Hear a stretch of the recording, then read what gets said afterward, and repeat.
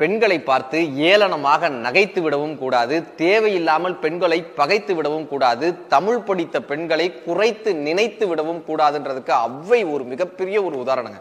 ஒரு புலவர் ஔவையை கிண்டல் செய்யணுன்றதுக்காக கேட்கிறாரு, ஒரு விடுகதையா கேட்கிறாரு, ஒரு காலடி 4 இலை பந்தலடி அது என்னன்னு.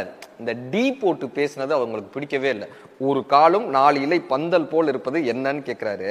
அதுல இந்த டி போட்டது அவங்களுக்கு பிடிக்கல. ஔவை சொல்றாங்க, 8.25 லட்சணமே, 8.25 லட்சணமே, யமனேறும் பரியே, மட்டில் பெரியம்மை வாகனமே, முட்டை மேல் கூரை இல்லாத வீடே, குலராமன் தூதுவனே, ஆரையடா சொன்னதுன்னாங்களாம். என்னப்பா அர்த்தம்னா, 8.25 லட்சணமே, அவ லட்சணமே, யமனேறும் பரியே, எரும மாடே, மட்டில் பெரியம்மை வாகனமே, ஸ்ரீதேவியோட அக்காவான மூதேவியின் வாகனமான கழுதையே, மட்டில் கூரை இல்லா வீடே, குட்டி சுவரே, குலராமன் தூதுவனே, குரங்கே, ஆரையடா சொன்னது. இந்த டா போட்டு ஆரையடா அறக்கிறே தானப்பா நீ சொன்னதுன்னு கேட்டாங்களாம்.